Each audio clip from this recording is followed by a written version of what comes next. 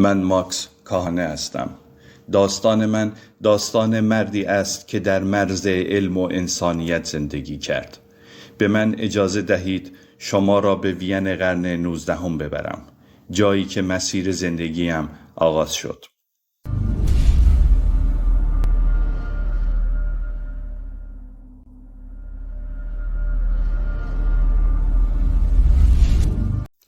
من در 13 ژوئن 1866 در یاسی، یکی از شهرهای امپراتوری رومانی، به دنیا آمدم.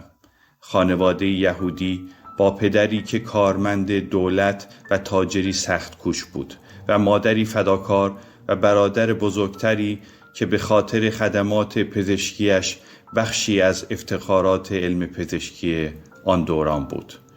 او حتی در میدان جنگ هم به خاطر کمک‌هایش مدال افتخار کسب کرد.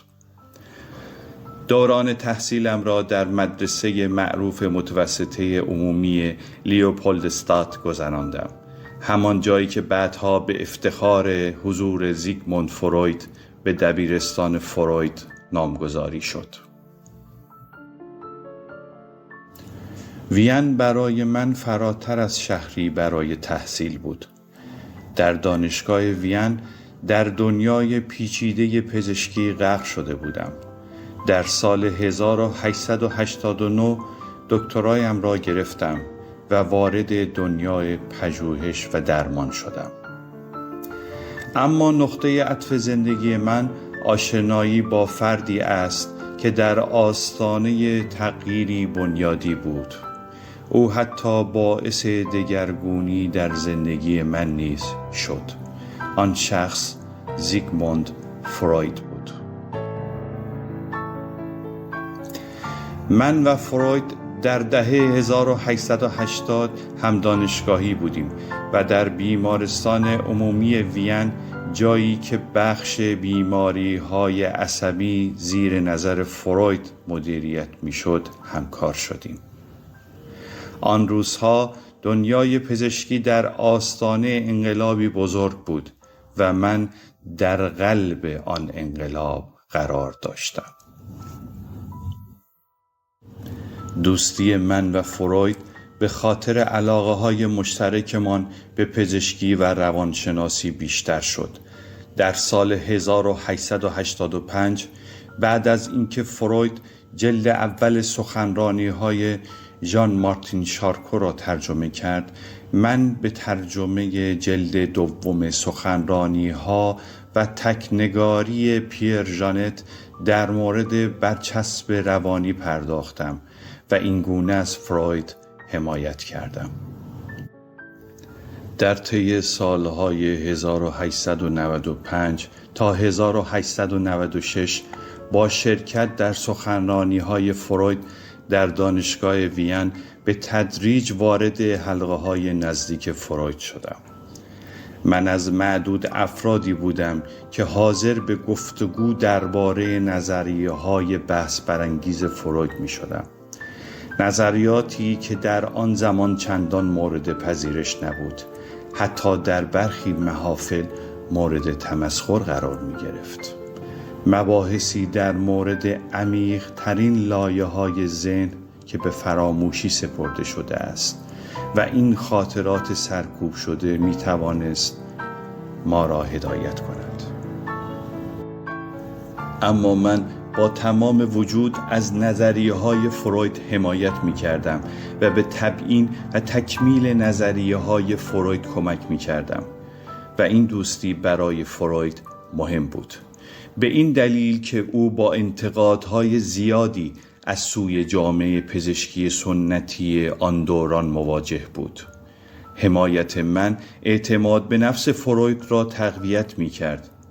همچنین من یکی از پیشگامان در بکارگیری تکنیک‌های روانکاوی برای درمان بودم.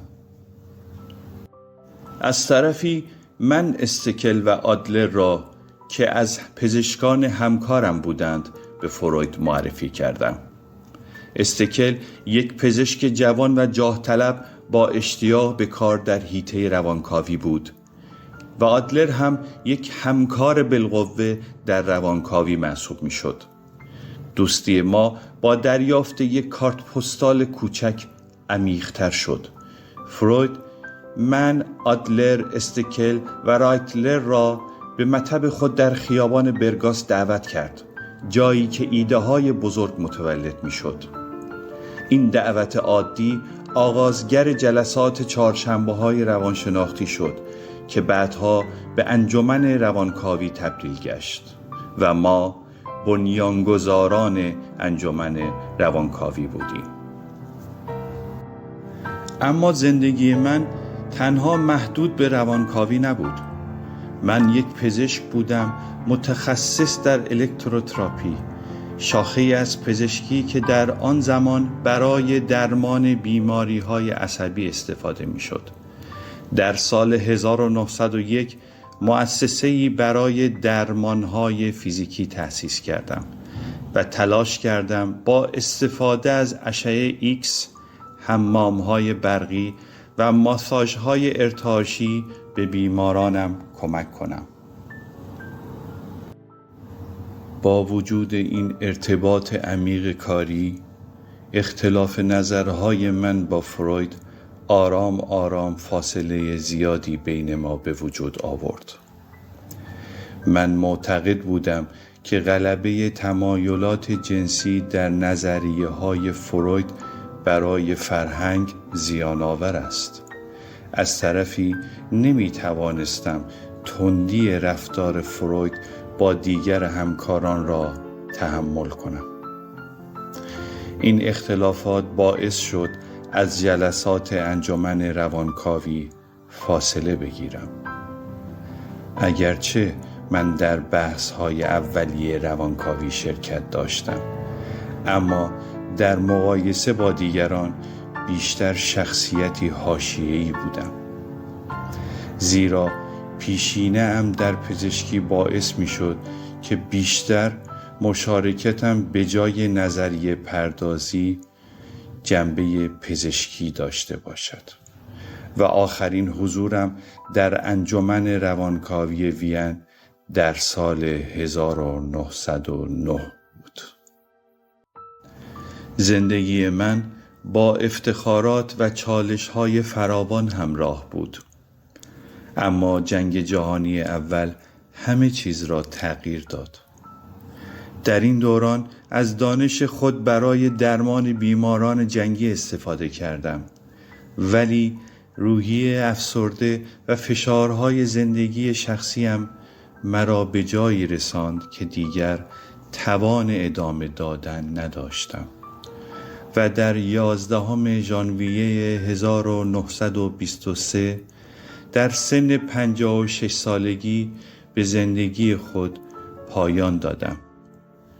روزی که نه تنها پایان زندگی من بود، بلکه شوکی عظیم به جامعه روانکاوی وارد کرد. این داستان من است. داستان مردی که میان علم، دوستی‌ها و تناقضات درونی زندگی کرد. شاید زندگی من کوتاه بود، اما تأثیری که گذاشتم همچنان باقی است. حالا تصمیم با شماست که قضاوت کنید آیا من یک پیشگام بودم یا فقط یک نام در تاریخ.